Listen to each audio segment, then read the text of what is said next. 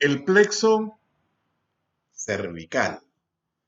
Los ramos anteriores de C1, C2, C3 y C4, aquí podemos observarlo, C1, C2, C3 y C4, forman las raíces del plexo cervical. El plexo cervical está constituido por una serie irregular de asas nerviosas primarias y los ramos se originan en las asas primarias. Cada ramo participante, excepto el primero, se divide en ramos ascendente y descendente. Entonces observemos acá el ramo descendente de C1, que es el excepto, ¿verdad? Porque no tiene ramo ascendente. Ramo descendente y ramo ascendente. Ramo descendente y ramo ascendente. Ramo descendente y ramo ascendente. Y así sucesivamente. Y entonces estos nervios, ramo ascendente y descendente, forman las asas primarias.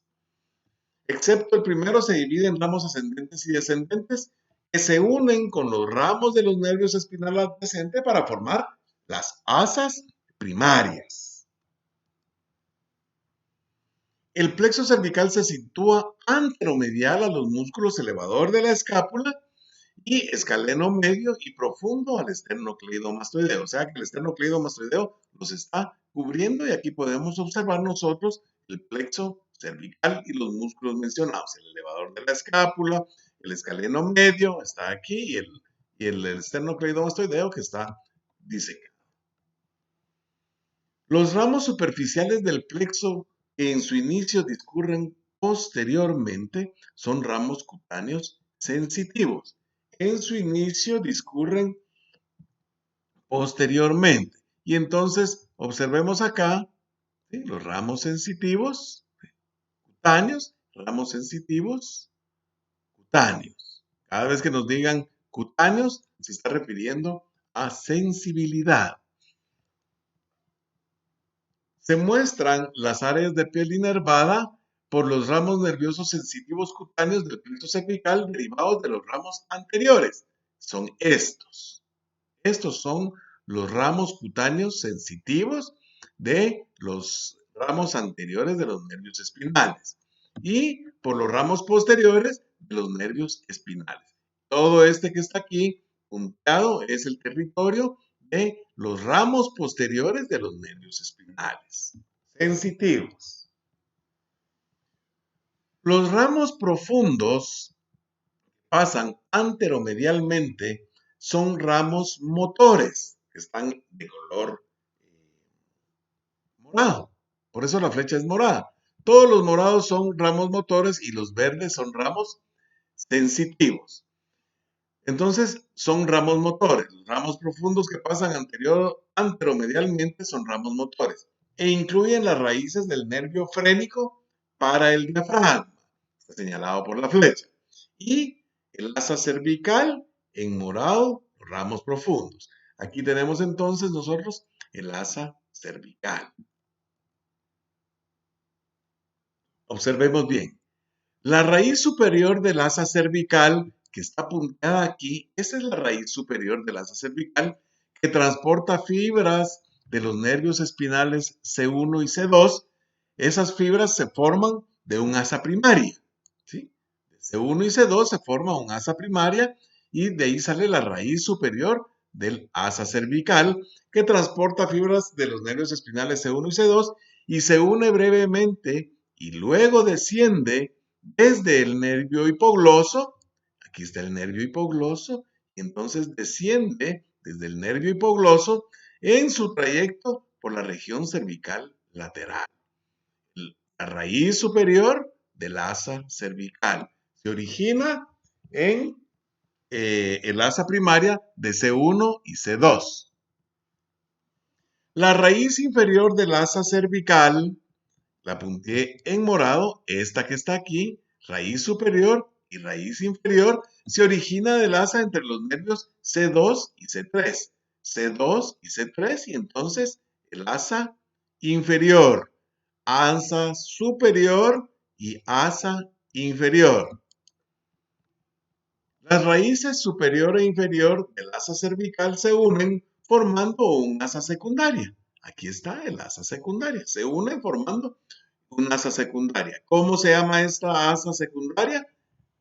Asa cervical, constituidas por fibras de los nervios C1, C2 y C3, claramente explicado en este momento, que se ramifican del asa secundaria para inervar los músculos infraoideos. Los nervios que forman las asas entonces se ramifican y salen del asa para inervar los músculos infraoideos. Acuérdense que lo que está en morado es motor, incluyendo el homoioideo, el esternotiroideo y el esternoioideo. Aquí están los tres. Aquí están los tres: homoioideo, esternotiroideo y esternoioideo. El cuarto músculo infraoideo, el tiroideo, recibe sus fibras de C1, ¿sí? Nervio tiroideo, que desciende en forma independiente desde el nervio hipogloso. El nervio hipogloso le da jalón, por decirlo de algún modo, a este nervio, ¿verdad? Y distal a la raíz superior del asa cervical. Aquí está el asa cervical y entonces lo hace distal a ella. Los ramos cutáneos del plexo cervical emergen alrededor de la mitad del borde posterior del esternocleidomastoideo y a menudo denominado punto nervioso del cuello. Este es el punto nervioso del cuello, más o menos a la mitad del borde posterior. Aquí está el borde posterior a la mitad. Ahí emergen los ramos cutáneos. Punto nervioso del cuello y inervan la piel del cuello. La pared torácica superolateral, punto nervioso del cuello, inervan la piel del cuello, aquí miramos la inervación de todo el cuello, la pared torácica superior y lateral, el cuero cabelludo entre la oreja y la protuberancia occipital externa, ¿verdad? Acuérdense que esto es el territorio de los ramos posteriores de los nervios espinales C1, C2, C3, C4. Pero estos son los sensitivos del plexo cervical, ramos anteriores. Cerca de su origen, las raíces del plexo cervical reciben ramos comunicantes grises, la mayoría de los cuales descienden desde el gran ganglio cervical superior, en la porción superior del cuello. Entonces aquí observamos nosotros C1, 2, 3, 4, 5, 6, 7 y 8. Observamos C1, tronco simpático, ganglio cervical inferior, ganglio cervical medio y ganglio cervical superior. Estos son ganglios simpáticos. Y entonces las fibras ascenderán a la sinapsis aquí, se forman los plexos periarteriales de cada una de las arterias. La carótida interna, la carótida externa, todas las arterias llevan plexos periarteriales. Estos llevan la función simpática. Entonces, por medio de los ramos comunicantes grises, dan la función simpática a los nervios espinales. ¿Cuál es la función simpática? Sudoración, pilomotriz y vasomotriz. Los ramos del plexo cervical que se originan del asa nerviosa entre los ramos anteriores de C2 y C3 son el nervio occipital menor. Este es verde, es sensitivo. Nervio occipital menor, que inerva la piel del cuello y la piel cabelluda, posterior y superior a la oreja. Y entonces, aquí está la oreja y se puede observar posterior y superior a la oreja, la piel cabelluda.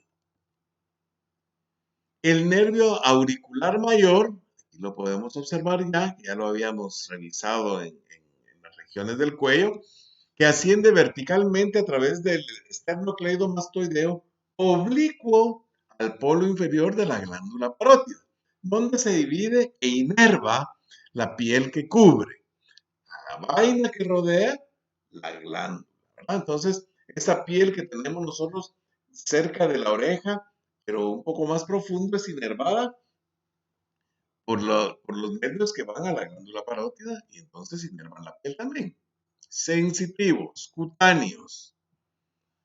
El nervio auricular mayor de C2 y C3 que asciende verticalmente a través del esternocleidomastoideo oblicuo al polo inferior de la glándula parótida. Sí, aquí lo podemos observar nuevamente, solo que con la otra diapositiva, hacia la glándula parótida, ¿verdad? Inerva la piel que cubre y la vaina que rodea la glándula parótida. El proceso mastoides y ambas caras de la oreja y un área de piel que se extiende desde el ángulo de la mandíbula hasta el proceso mastoideo. El nervio transverso del cuello. Aquí lo podemos observar. Dios, perdón, adelanté sin querer, pero regresamos con querer.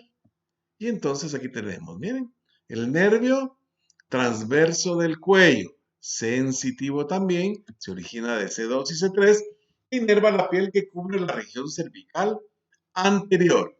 Y entonces el occipital menor, el auricular mayor y el nervio transverso del cuello.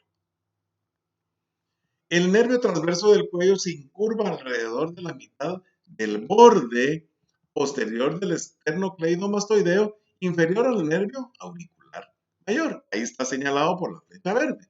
Aquí está. Y aquí está el otro.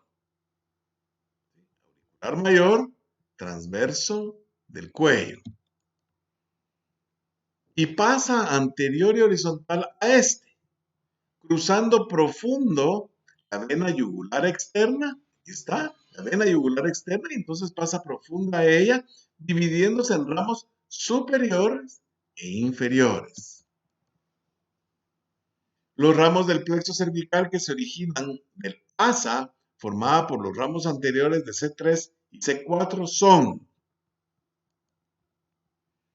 los nervios supraclaviculares, aquí los tenemos todos, supraclaviculares, que emergen como un tronco común, aquí está el tronco común, por debajo del esternocleidomastoideo, enviando pequeños ramos a la piel del cuello que cruzan la clavícula e inervan la piel que recubre el hombro. Y entonces podemos observar aquí los nervios claviculares, ¿verdad? Muy bien.